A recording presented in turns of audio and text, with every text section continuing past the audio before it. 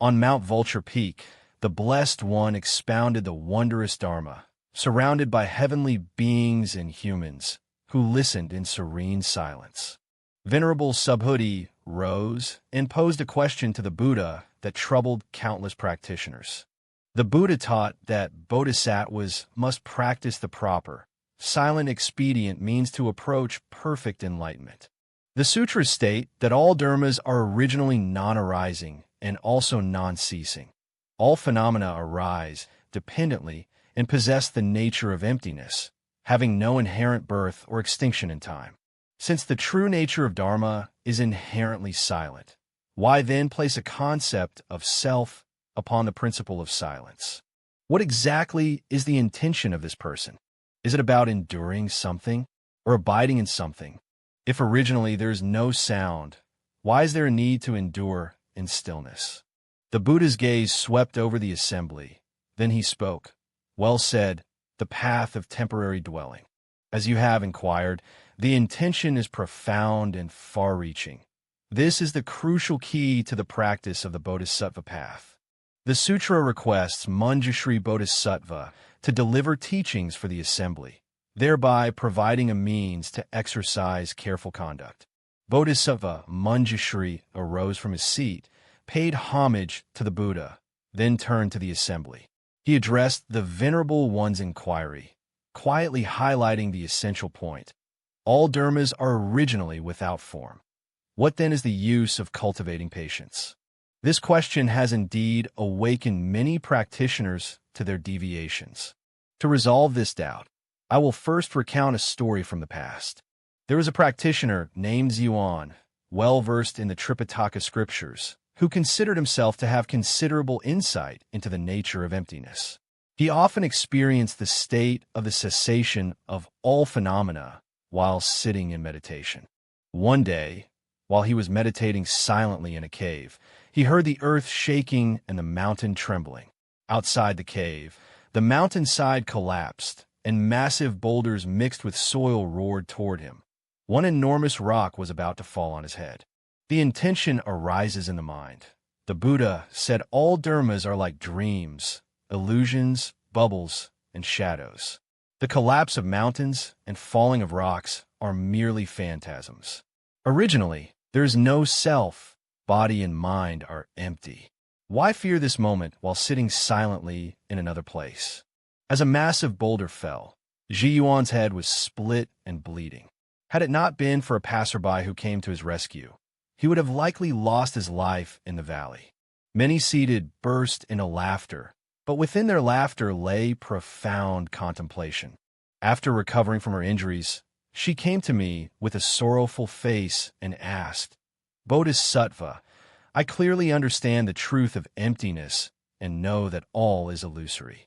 Yet why did the landslide and the illusory rocks genuinely injure my illusory self? Could there be a flaw in the Dharma? I told him that you do not truly comprehend emptiness. Merely remembering the principle of emptiness and storing it as a concept in a mind. The emptiness you understand is a form of partial emptiness or stubborn emptiness, mistakenly believed to be mere nihilism. You have not truly realized the ultimate nature of emptiness. True emptiness is the wondrous existence of the true void. It is the ultimate emptiness and ultimate existence, the emptiness of dependent origination. From the ultimate truth perspective, a stone indeed has no intrinsic nature. Its essence is emptiness. But on the conventional worldly level, it manifests through the confluence of causes and conditions, possessing specific functions and powers. You only know its emptiness, but not its existence. Understanding the principle alone, it has not yet been manifested in the world. Your understanding remains at the speculative level of consciousness, akin to engaging in empty theorizing on paper. This is not truly silent or devoid of beings. Your non-avoidance is not grounded in the serenity and immovability of wisdom, but rather in the ignorance and arrogance born of mistaken views. Zhiyuan fell into deep contemplation, a look of shame appearing on his face. After a long pause, he looked up and asked, "Then what does the Bodhisattva truly mean by silent and without followers. How should I practice in order to attain this state of realization? Manjushri Bodhisattva took a vessel filled with clear water and pointed it before Ziyuan, saying, "Observe this water carefully." Ziyuan focused his mind in observation. The Bodhisattva disciples observe this water, recognizing that its intrinsic nature is pure and clear, flowing without obstruction. Although manifestations appear, ultimately, when tracing back to its source, there is no inherent self-nature, no birth, and no death. Its essence is fundamentally emptiness. Manjushri Bodhisattva nodded and suddenly splashed water towards Ziyuan. Ziyuan instinctively closed his eyes and leaned back, adopting a defensive posture. Water droplets scattered. Ziyuan opened his eyes, his face showing surprise and a watery expression. Manjushri Bodhisattva asked, "Just now you said that the nature of water is originally empty, neither arising nor ceasing. If you have truly realized the essence and abide in this moment, why do you still instinctively evade when water is poured toward you?"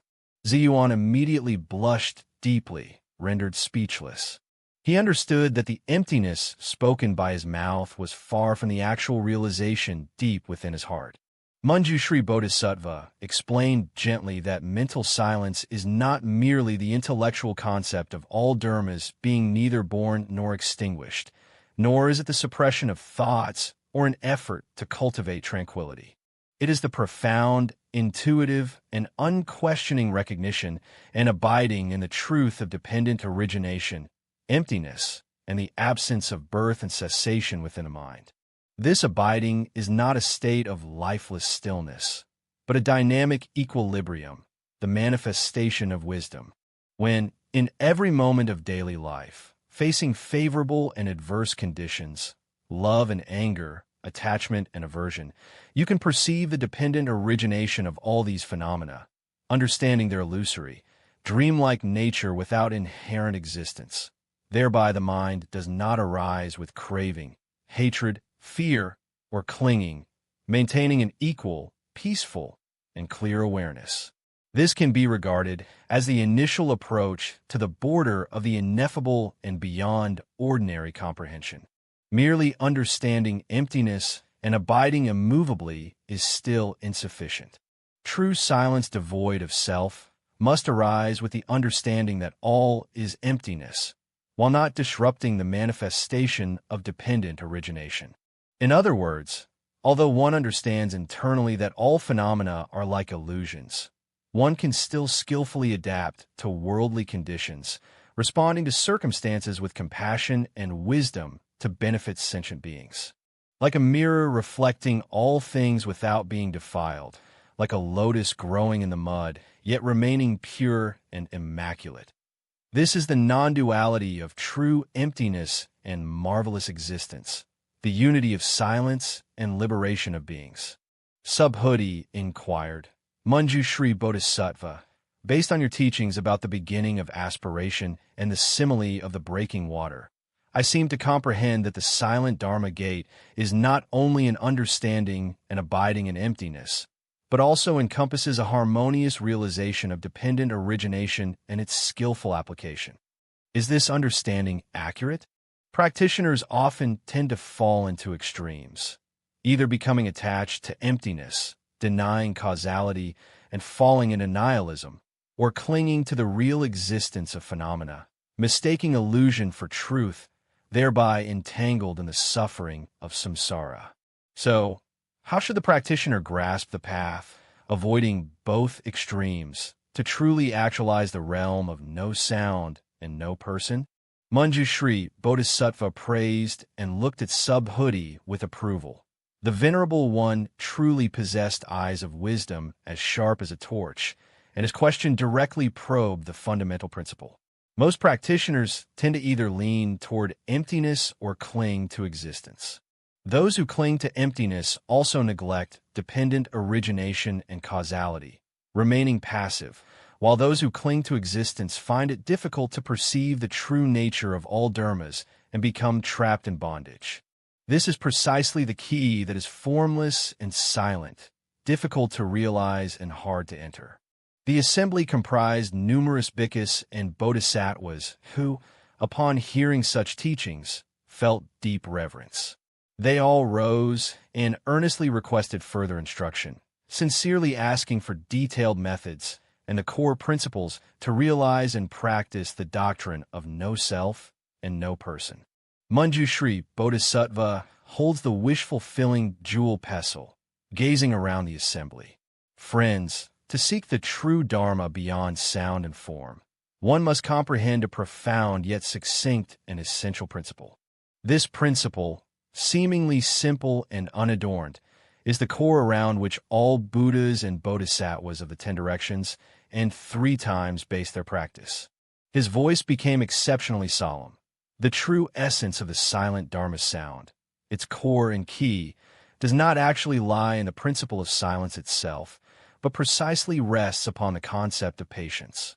Upon hearing this statement, many who were accustomed to interpreting it solely as silence felt surprised. Silence refers to the ultimate reality of a universe and life that we must awaken to, the true nature of all phenomena arising dependent on conditions and emptiness, inherently unborn and undying. This is the object to be endured, the focus of wisdom's contemplation. However, merely knowing, understanding, or even glimpsing this truth is far from sufficient. The key lies in patience. The Sanskrit term for patience encompasses a rich range of meanings. It not only signifies endurance and forbearance, but also, on a deeper level, implies acceptance, affirmation, abiding, and immovability. It is the power of wisdom, a steadfast confirmation and serene acceptance of the non-discriminative ultimate reality within the mind. When your mind, through continuous mindfulness and practice, can truly, without doubt, and steadfastly abide in the fundamental reality that all phenomena are originally unborn, regardless of how external circumstances change or how inner thoughts fluctuate. Your mind remains immovable, unaffected by stillness or by the movement of thoughts. This stable and abiding state of wisdom, characterized by complete acceptance and attunement to ultimate reality, is what defines a human being. Manjushri Bodhisattva stood up, saying, "Suddenly, you are renowned for your profound understanding of emptiness." It must be understood that emptiness is not the emptiness of prajna, nor the emptiness of annihilation. True emptiness transcends all dualities, such as existence and non-existence, birth and death, permanence and cessation, embodying the middle way ultimate reality. It does not deny the dependent origination and manifestation of phenomena. Rather, it asserts that all phenomena lack an inherent, fixed, and unchanging nature. It is like the relationship between the ocean and the waves. The waves arise because of the wind, taking on countless forms, appearing and disappearing unpredictably. Though they seem transient, their essence has never departed from the undying and unarising ocean water. The rise and fall of waves is merely the apparent movement of the seawater. The essence of water itself never undergoes increase, decrease, birth, or cessation. The practice of the Bodhisattva is quietly rare, precisely because it involves insight into all phenomena as being as illusory and insubstantial as waves, while simultaneously abiding in the true nature of the mind, which is inherently pure, unmoving, and vast like the ocean. This is not about denying or escaping the myriad phenomena of the world, but about using prajna wisdom to penetrate through appearances and directly reach the essence of emptiness and stillness. In experiencing the various states of the world, the mind remains like a pure, clear mirror, able to reflect all things distinctly without being defiled by what is reflected. Therefore, a bodhisattva who attains the true patience of the unborn Dharma still relies on others to provide meals and endures hardship for years. They conform to worldly customs, respond to all conditions appropriately, yet their mind remains clear and unobstructed. All daily activities and the entire course of life are like a dream, an illusion, the moon reflected in water, an image in a mirror, ultimately realized as unattainable and empty. The mind is neither pulled by external circumstances nor deluded by illusions. This is true liberation and freedom, true non-attachment that remains unchanging. Mahakassapa asked Manjushri Bodhisattva, although the principles have been clearly explained, for those of us who suddenly awaken, how exactly should we practice in order to rightly attain this supreme Bodhi? Manjushri Bodhisattva responded that practicing the silent Dharma door requires a gradual and step-by-step approach, starting from the basics, which can be summarized into 4 aspects. First, deeply comprehend and continuously contemplate the principle of dependent origination of all phenomena and the cessation of all conditioned things, constantly reminding oneself that all people, events, objects, even thoughts and emotions, do not exist in isolation but arise from the convergence of numerous conditions.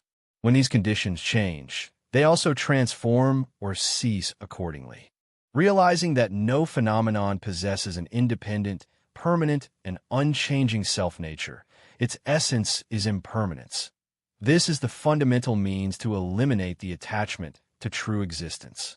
Secondly, cultivate an equal-mindedness in daily situations, neither developing intense attachment and craving in favorable conditions, nor strong hatred and resentment in adverse conditions, understanding that both favorable and unfavorable circumstances are temporary manifestations arising from dependent origination, inherently empty in nature. Practice maintaining inner calm and stability in the face of the 8 worldly conditions, without being swayed by them. Third, maintain right mindfulness and awareness at all times, whether walking, standing, sitting, or lying down. Continuously observe the arising and passing of mental intentions and emotional fluctuations, clearly seeing how they arise, transform, and cease. Understand that they are also conditioned and empty in nature, like clouds floating in the sky, coming and going. There is no need to identify with them, nor to follow them. Continuous observation can gradually weaken the power of the latent defilements. Fourth, deeply study the prajna-related scriptures, using prajna wisdom as a beacon to continuously contemplate, discern, and penetrate the delusions of self-attachment and attachment to dharmas. Through the wisdom attained by contemplating and reflecting, one continuously purifies the mental formations, eradicates the root causes of afflictions, and brings the mind closer to the pure, unobstructed, and luminous reality. The practice process is like wiping an ancient mirror covered with dust. The mirror itself is bright, but the dust must be constantly removed. A clear mirror does not reject the settling of dust, yet dust ultimately cannot adhere to its surface nor taint its brightness. Similarly, a bodhisattva engages with the world, not rejecting contact with all phenomena, but maintaining purity and non-contamination within the mind. This precisely reflects the state akin to a lotus flower that does not cling to water, and like the sun and moon that do not remain fixed in the sky. A young bhikkhu asked Manjushri Bodhisattva, "Disciple has heard that great bodhisattvas who have perfectly attained the supreme, skillful means can comprehend countless past and future eons, possess supernatural powers and freedom, and travel effortlessly through the Buddha realms of the 10 directions. Is this true? Does obtaining this state mean that one possesses these extraordinary abilities?" Manjushri Bodhisattva smiled and said, "Supernatural powers and transformations are indeed byproducts that may arise during the practice. They are natural manifestations of profound merit and strengthened concentration. A bodhisattva who has authentically attained the forbearance of the unborn Dharma truly possesses the wisdom to comprehend the cause and effect across the 3 times, understand the minds and thoughts of sentient beings, and actualizes various skillful means. However, this is by no means the ultimate goal of practice, nor should it become the object of our attachments and pursuits.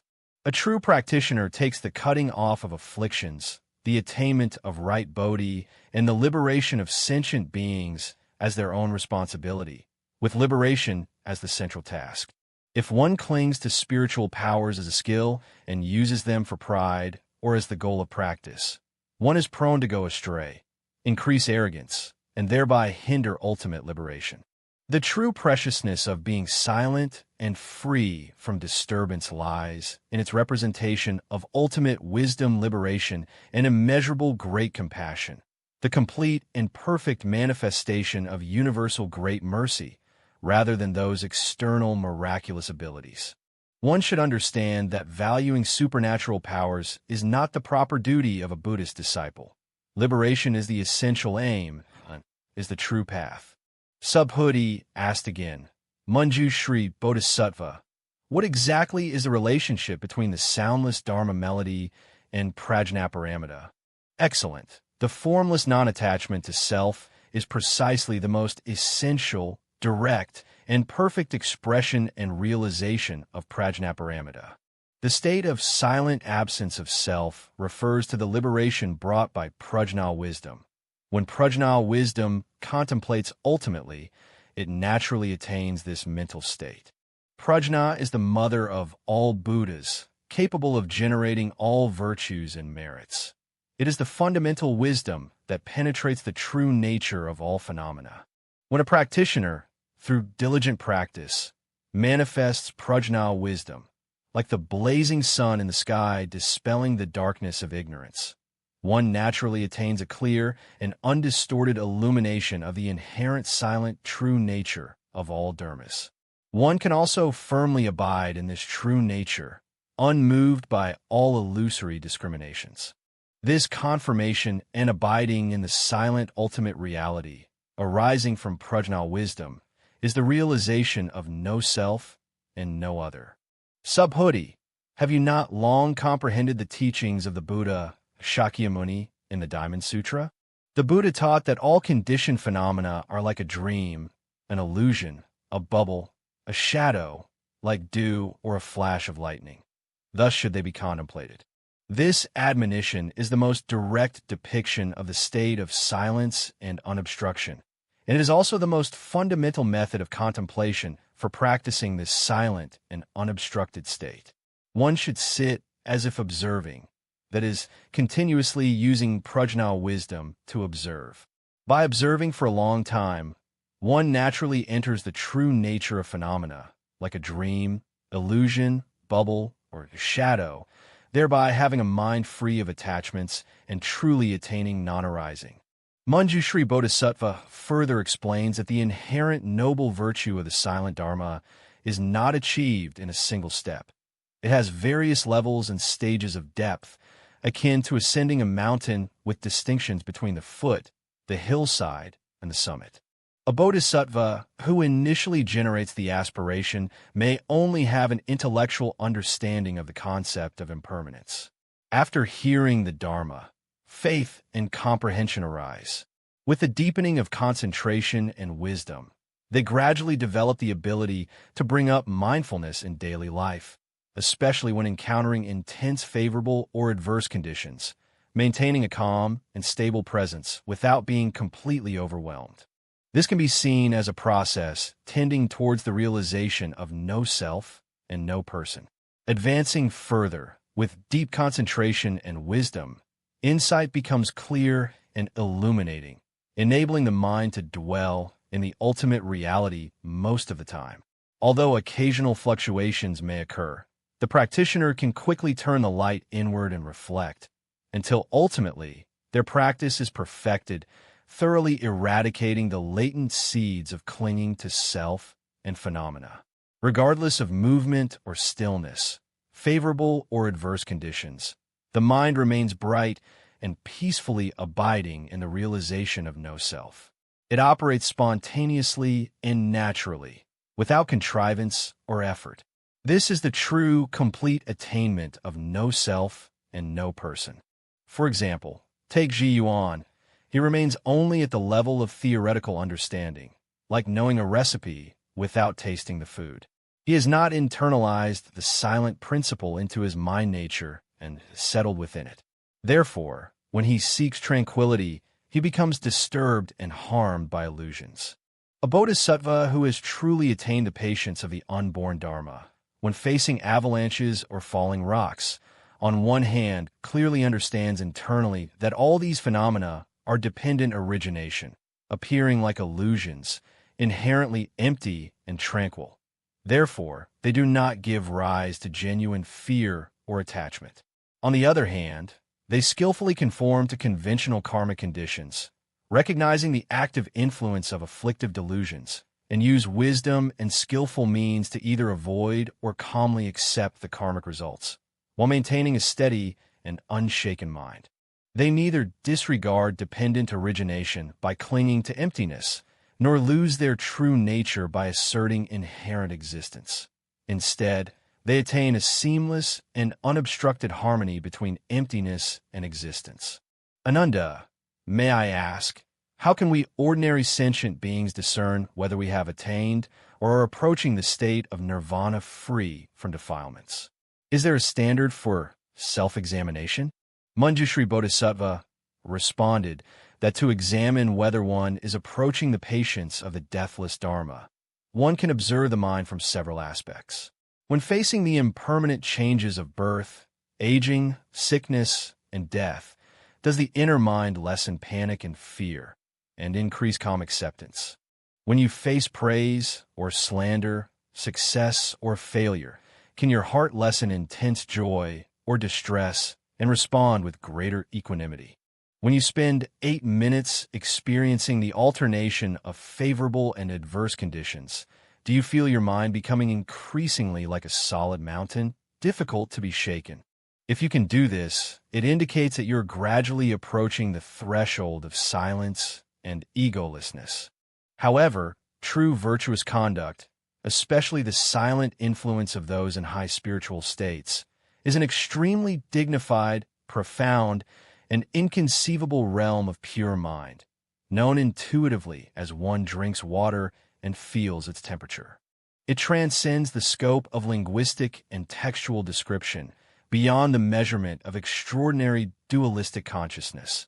The ultimate confirmation can only be realized through self-awareness. It is also necessary to obtain the confirmation from the Buddhas, Bodhisattvas, or a qualified guru. One should not harbor conceit of self-superiority. Even a slight attainment of realization is already the true fruit. Dear virtuous friends, please remember that impermanence and no-self are not meant to make us deny this living, breathing world, but rather to use wisdom to transcend our attachment to this world. It is not about escaping the responsibilities and challenges of reality, but rather about facing and transforming them in a more skillful and effective manner. It is not a form of passive or negative waiting or endurance, but an active and proactive continuous practice and transformation centered on prajna wisdom. The reason bodhisattvas can act in the world without being defiled by worldly dharmas, deeply enter the cycle of birth and death, and remain unhindered themselves while transforming sentient beings is precisely because their minds abide in the silent, wisdom realm of the Dharmakaya. This is the source of the power of the bodhisattva path and the cornerstone for ultimately attaining Buddhahood. The world-honored one, Shakyamuni Buddha, listened quietly to the teaching. After Manjushri Bodhisattva finished speaking, the Buddha compassionately and gently said, "Well said, well said." The words spoken by Manjushri, sudden illumination, deeply arise in my mind, truthfully revealing the profound and subtle meaning of the unborn Dharma nature. On this auspicious assembly today, the virtuous inquiry into Bodhi as manifested in the continuation teachings is revealed, and the excellent responses graciously bestowed by Manjushri are obtained, allowing the assembly of equals to receive great benefits. One should earnestly remember the Dharma medicine heard today, repeatedly contemplate it, practice it according to the teachings, and diligently cultivate it. The Buddha emitted 10,000 rays of auspicious light from between his brows, illuminating the entire assembly. He wished for everyone present to bathe in the Buddha's light, experiencing physical and mental coolness, and being filled with the joy of Dharma. Some individuals suddenly attain enlightenment in the present moment, realizing varying degrees of supreme Bodhi. Some people, although not having attained sudden enlightenment, have greatly deepened their understanding of the Dharma. Moreover, many have thereby generated the supreme Bodhi mind, making firm vows to cultivate the Bodhisattva path over countless lifetimes until perfect Buddhahood is realized. Since then, Subhuti often discussed the principles of Dharma with Bodhisattva Manjushri. His understanding of emptiness no longer remained at a theoretical level, but increasingly penetrated into every moment of his daily activities, whether walking, standing, sitting, or lying down. Through relentless practice, Subhuti ultimately attained the supreme and selfless exalted state, becoming the foremost exemplar of emptiness realization under the Buddha. His wisdom radiance illuminated the path for countless practitioners in future generations.